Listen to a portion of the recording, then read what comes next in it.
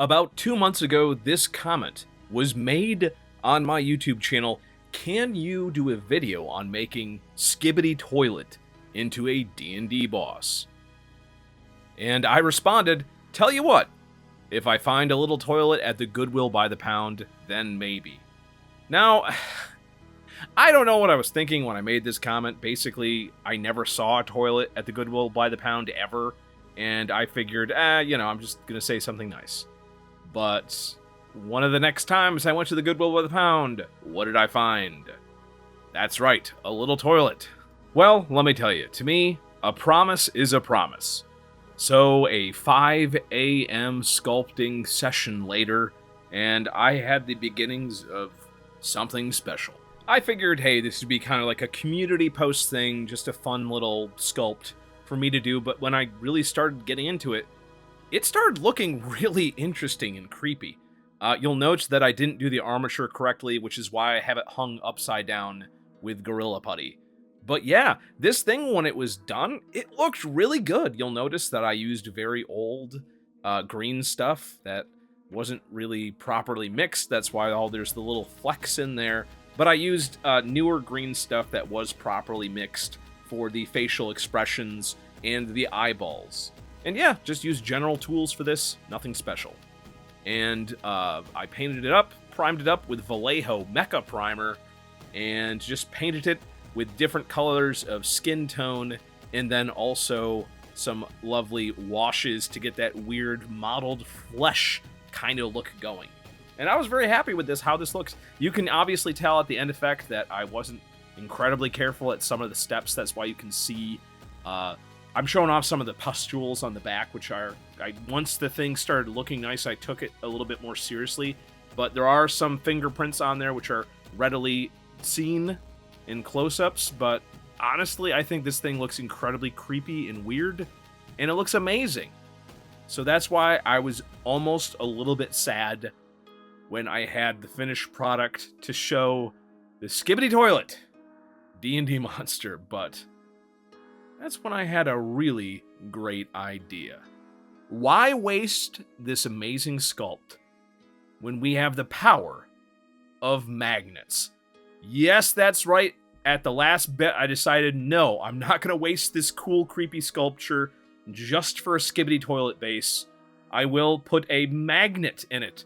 That way it can go in the toilet or any number of other little bases using the power of a giant drill bit and Dollar Tree magnets. You can get these 7 for $1.25. They're very powerful. They're big, obviously, so they're not great for medium-sized miniatures, but they're the perfect size for something like this. And then I noticed those Dark Souls buckets, barrels rather, that I got for a cheap price, they were also the perfect size. So I used a Hearst Arts base with a barrel to make a excellent bit of dungeon terrain, and with a little bit of hacking with my knife, the magnet fit perfectly in the barrel.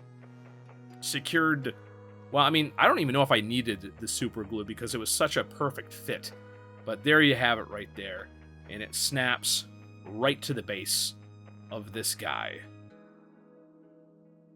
And on the Hearst Arts base, pretty as a picture, amazing little bit of dungeon terrain, and I don't think people would even notice the magnet in there. And yeah, so this guy can be switched back and forth to multiple bases. This is actually just a thing when I was experimenting with the clear resin you can buy at the Dollar Tree. So this really is a Dollar Tree style build, I guess. But of course, there's also Hearst Arts stuff and the Dark Souls barrel, so yeah.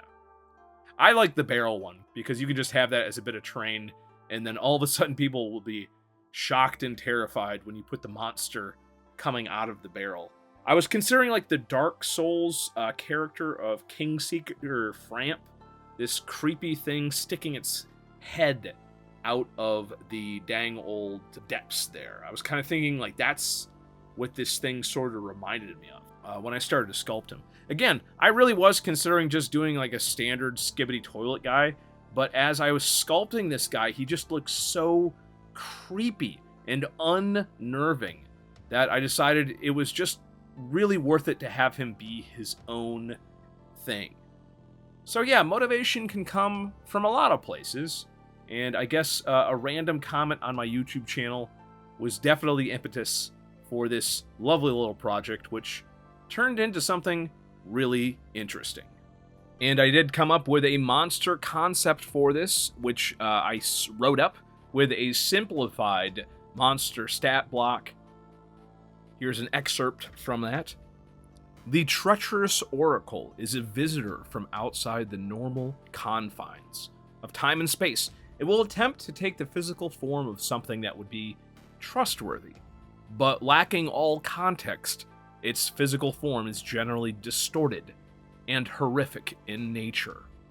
So yeah, this is sort of a thing that will try to convince others to do its will, kind of like Framp from Dark Souls, where there's just sort of this awful thing that is just from beyond anywhere normal, that has created a physical form that it thinks is friendly and trustworthy, but in reality is this horrific, just rickus visage, and most creatures are not going to be fooled by this.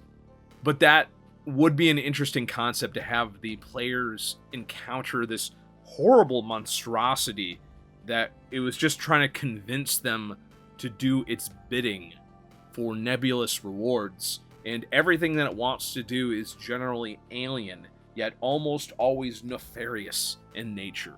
So yeah, it's a very interesting concept for a monster, and I think it is one of those fun little things where it can sort of pop up in a dungeon crawl in different locations using the magnet on the miniature. And hey, if you want to support me and get the simplified monster block for a challenge level 4 monster for 5e, then you can subscribe to this YouTube channel for a mere $1. And if you do that, you can get access to a bunch of stuff on the community posts that are for members only. That includes a bunch of PDFs. And yeah, well worth $1. And if you're interested in supporting me, then please do. If you don't happen to want to subscribe to the channel right now, hey, just leave a comment letting me know which crafting project I should tackle next.